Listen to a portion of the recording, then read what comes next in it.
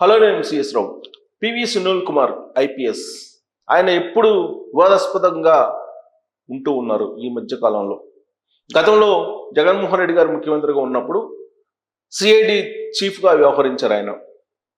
ఆ రోజుల్లో మత విద్వేషాలు రెచ్చగొడుతున్నారు అనేటువంటి కంప్లైంట్ ఢిల్లీకి వెళ్ళింది.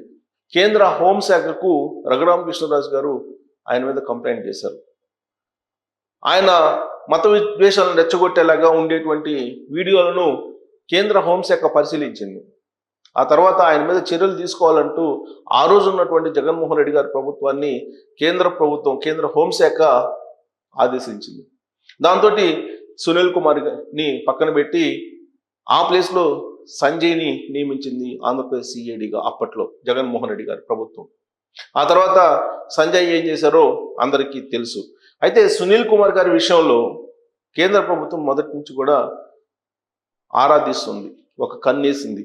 అసలు సునీల్ కుమార్ ఐపీఎస్ ఏంటి, ఆయన ఎలాంటి నడవడికతో ఉన్నారు, ఆయన మీద ఉన్నటువంటి అలిగేషన్స్ ఏంటి అనే దాని మీద కేంద్ర హోంశాఖ ఎప్పటికప్పుడు కనిపెట్టే ఉంది, కన్నేసింది అనేది ఢిల్లీ వర్గాల్లో వినిపిస్తున్నటువంటి మాట. మత విద్వేషాలను రెచ్చగొడుతూ ఆయన ప్రసంగించారు, మత విద్వేషాలను రెచ్చగొట్టేలాగా వ్యవహరిస్తున్నారు అనే దాని మీద అప్పట్లోనే కేంద్ర ప్రభుత్వం జగన్మోహన్ రెడ్డి గారు ముఖ్యమంత్రిగా ఉన్నప్పుడే గుర్తించి చర్యలు తీసుకోవాలని చెప్తే విధిలేనటువంటి పరిస్థితిలో అనివార్యంగా ఆ రోజు ఉన్నటువంటి ముఖ్యమంత్రి జగన్మోహన్ రెడ్డి గారు పివి సునీల్ గారికి బదులుగా సంజయ్ గారిని ఆంధ్రప్రదేశ్ సిఐడి ఇన్ఛార్జిగా నియమించుకోవడం జరిగింది. ఆ రోజు నుంచి కూడా సునీల్ కుమార్ కొంత యాక్టివ్నెస్గా లేకుండా ఉన్నారు. అయినప్పటికీ జగన్మోహన్ రెడ్డి గారు ముఖ్యమంత్రిగా ఉన్నారు కాబట్టి ఆయన ఎక్కడున్నా సరే యాక్టివ్గానే పనిచేస్తూ వచ్చారు. ఆయన పోలీసు సిఐడికి సంబంధించినటువంటి డాష్ బోర్డును ఒకదాన్ని దాన్ని తయారు చేయడానికి కొన్ని కోట్ల రూపాయలు టెండర్లు లేకుండానే ఇప్పించారు అనేది ఆయన మీద ఉన్నటువంటి ఒక ఫైనాన్షియల్ అలిగేషన్.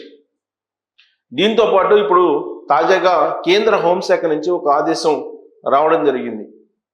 అదేంటంటే ఆయన సిఐడి చీఫ్గా ఆంధ్రప్రదేశ్కి ఉన్నప్పుడు కొంతమంది మీద 41A నోటీస్ ఇవ్వకుండా అరెస్టులు చేయటం, అర్ధరాత్రి అపరాత్రి అని లేకుండా తలుపులు తట్టి గోడలు దూకి వెళ్ళి అరెస్టులు చేయటం, చట్టానికి రాజ్యాంగానికి విరుద్ధంగా పోలీస్ స్టేషన్లో ఉంచటం, మ్యాన్ హ్యాండిల్స్ చేయటం, ఇలాంటివన్నీ అలిగేషన్స్ ఉన్నాయి ఆయన మీద. అందుకే అప్పట్లో ఎవరైతే బాధితులు ఉన్నారో వాళ్ళ తరఫు నుంచి న్యాయ పోరాటం చేసినటువంటి లక్ష్మీనారాయణ గారు కేంద్ర హోంశాఖకు సునీల్ కుమార్ గారి మీద కంప్లైంట్ చేశారు అప్పట్లో. ఆ కంప్లైంట్కి సంబంధించి విచారణ చేయమని చెప్పి తాజాగా రాష్ట్ర ప్రభుత్వానికి ఆదేశాలు అందాయి. ఆ మేరకు వాంగ్మూలం తీసుకోవడానికి లక్ష్మీనారాయణ గారిని, అలాగే లక్ష్మీనారాయణ గారు న్యాయ సలహాలు లేదంటే న్యాయ స్థానాల్లో బాధ్యతల గురించి పోరాడుతున్నటువంటి తీరు, వీటన్నిటిని పరిశీలించి లక్ష్మీనారాయణ గారి యొక్క వాంగ్మూలం కూడా తీసుకోవడం జరిగింది. అలాగే తెలుగుదేశం పార్టీ మీడియా కోఆర్డినేటర్ ఉన్నటువంటి నరేంద్ర అనే అతను, మరొక అతను, వాళ్ళిద్దరు విషయంలో ఆ రోజున పివి సునీల్ కుమార్ గారు అండ్ సిఐడి టీం ఏ విధంగా వ్యవహరించింది అనే దాని మీద కోర్టులో వాంగ్మూలం తీసుకున్నారు. ఇప్పుడు నరేంద్ర కానీ లేదా ఆ రోజున 41A నోటీస్ ఇవ్వకుండా అరెస్ట్ అయినటువంటి అంకబాబు సీనియర్ జర్నలిస్ట్, ఆయన నుంచి కూడా వాంగ్మూలం తీసుకోవడానికి కేంద్ర ప్రభుత్వం ఆదేశాలు జారీ చేసింది. వాళ్ళ ఆదేశాలు, కేంద్ర ప్రభుత్వం యొక్క ఆదేశాల మేరకు వాళ్ళ వర్షన్ను కూడా ఇప్పుడు ఇన్వెస్టిగేషన్ టీం రికార్డ్ చేస్తూ ఉంది. సో దీంతో ఇప్పటి వరకు రఘురామకృష్ణరాజు గారి కేసు, రఘురామకృష్ణ గారు ఇచ్చినటువంటి కంప్లైంట్స్ని ఫేస్ చేస్తున్నటువంటి సునీల్ కుమార్ గారికి సిఐడిగా ఆయన ఉన్నప్పుడు ఎవరైతే ఇబ్బందులు పడ్డారో వాళ్ళ నుంచి కూడా ఇప్పుడు ఇబ్బంది అయింది ఇన్వెస్టిగేషన్లో. సో కాబట్టి ఖచ్చితంగా సునీల్ కుమార్ గారిని అరెస్ట్ చేస్తారు అనేటువంటి ఒపీనియన్ చాలా స్ట్రాంగ్గా కనిపిస్తుంది. ఎందుకంటే కేంద్ర హోంశాఖే ఇన్వాల్వ్ అయింది. అప్పట్లో లక్ష్మీనారాయణ గారు అడ్వకేట్గా బాధితుల పక్షాన్ని నిలుస్తూ కేంద్ర ప్రభుత్వానికి కూడా లెటర్ రాశారు. రాయడానికి కారణం ఏంటంటే 41A నోటీసు ఇవ్వకుండా సిఐడి ఆఫీసులో రాత్రి వేళల్లో బంధించి మ్యాన్ హ్యాండిల్ చేస్తున్నారు అనేటువంటి కంప్లైంట్ ఇచ్చారు. పైగా సీసీ కెమెరాలు కూడా సిఐడి ఆఫీసులో లేవు అనేటువంటి విషయాన్ని కూడా ఆ రోజున అడ్వకేట్ హోదాలో లక్ష్మీనారాయణ గారు కంప్లైంట్ ఇచ్చారు. కానీ ఆ రోజు ఉన్నటువంటి జగన్మోహన్ రెడ్డి గారి ప్రభుత్వంలో ఉన్నటువంటి పోలీసులు బాధితుల ఫిర్యాదులను తీసుకోలేదు, పరిగణలోకి తీసుకోలేదు. దాంతో కేంద్ర హోంశాఖకి కంప్లైంట్ చేశారు లక్ష్మీనారాయణ గారు బాధితుల పక్షాన. అది పరిశీలించినటువంటి కేంద్ర హోంశాఖ ఇప్పుడు దానికి పరిష్కారం చూపండి అని చెప్పేసి ఆదేశాలు జారీ చేసింది. దీంతో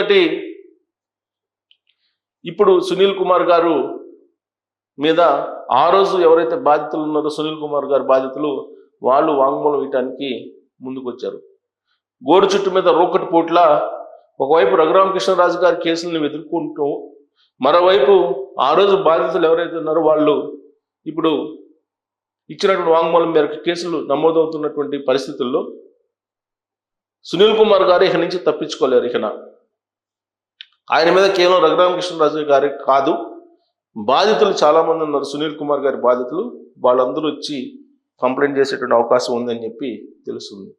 ఇంకొక వైపు తులసిబాబు ఇప్పుడు ప్రస్తుతం కస్టడీలో ఉన్నారు, జ్యుడిషియల్ ఎంక్వైరీలో ఉన్నారు. ఇప్పుడు ఆల్రెడీ జైల్లో ఉన్నారు. ఆయన్ని మళ్ళీ కస్టడీకి తీసుకోవాలి, జ్యుడిషియల్ కస్టడీకి అని చెప్పి పోలీసులు భావిస్తూ ఉన్నారు. ఆయన వచ్చి వాంగ్మూలం ఇచ్చినా కానీ అసలు సునీల్కి అలాగే తులసిబాబుకు ఉన్నటువంటి రిలేషన్ ఏంటి, అలాగే జోగారావు అనే అతను అసలు ఏం చేస్తారు, తులసిబాబుని అసలు అడ్వకేట్ కాకపోయినప్పటికి కూడా ఆయన అసిస్టెంట్గా లీగల్ అసిస్టెంట్గా ఎందుకు తీసుకున్నారు, ఇవన్నీ అంశాలు ఉన్నాయి. ఇవన్నీ ఎంక్వైరీకి వస్తే ఖచ్చితంగా సునీల్ని సస్పెండ్ చేసేటువంటి అవకాశం ఉంది, ఆయన్ని అరెస్ట్ చేసేటువంటి అవకాశం కూడా ఉందని తెలుస్తుంది. ఇప్పటికే ఆయన మీద విచారణకి సిసోడియా ఆధ్వర్యంలో ఒక కమిటీని వేశారు. ప్రస్తుతం డీజీపీగా ఉన్న హరీష్ కుమార్ గుప్తా గారు విజిలెన్స్ అండ్ ఎన్ఫోర్స్మెంట్ డైరెక్టర్గా ఉన్నారు. వాళ్ళిద్దరు ఆధ్వర్యంలో సునీల్ కుమార్ గారి మీద ఎంక్వైరీ జరుగుతుంది. ఈ ఎంక్వైరీ పూర్తయితే ఆయన మీద యాక్షన్ చాలా సీరియస్గా ఉంటుందని కూడా పోలీసు వర్గాల్లో వినిపిస్తుంది. కేంద్ర హోంశాఖనే ఇన్వాల్వ్ అయింది కాబట్టి సునీల్ కుమార్ గారు ఇక తప్పించుకోలేరు. ఖచ్చితంగా ఆ రోజు ఏదైతే చట్టానికి రాజ్యాంగానికి వ్యతిరేకంగా వ్యవహరించారో దానికి ఇప్పుడు ఆయన మూల్యం చెల్లించుకునేటువంటి రోజులు వచ్చాయని చెప్పి కూడా ఇప్పుడు జరుగుతున్నటువంటి విచారణని బట్టి స్పష్టత వస్తూ ఉంది.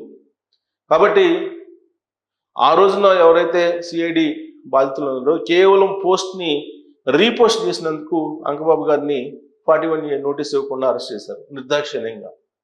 ఆ ఎపిసోడ్ మనం చూసాం. అలాగే నరేంద్ర వాళ్ళ ఇంట్లో మహిళలు ఉన్నారు, అయినప్పటికీ కూడా గోడలు దూకి వెళ్ళి తలుపులు తట్టి అర్ధరాత్రి వెళ్ళి అతన్ని పట్టుకొని వెళ్ళి సిఐడి ఆఫీస్లో కూర్చోబెట్టి అతని మీద మ్యాన్ హ్యాండ్లింగ్ చేశారనేది ఒక అభియోగం. ఇవన్నీ విచారణ చేస్తున్నటువంటి క్రమంలో సునీల్ కుమార్ అరెస్ట్ అనేది కన్ఫామ్ అని చెప్పి పోలీసు వర్గాల్లోనే వినిపిస్తున్నటువంటి తరుణంలో ఇక క్లైమాక్స్కి వచ్చినట్టేనా సునీల్ కుమార్కి సంబంధించినటువంటి ఈ విచారణ? కేంద్ర హోంశాఖ కూడా ఇన్వాల్వ్ అయింది కాబట్టి దీనికి ఎండ్ కార్డు పడబోతుందా అని మీరు విశ్వసిస్తున్నారా? దీని మీద కామెంట్ చేయొచ్చు. Thank you very much.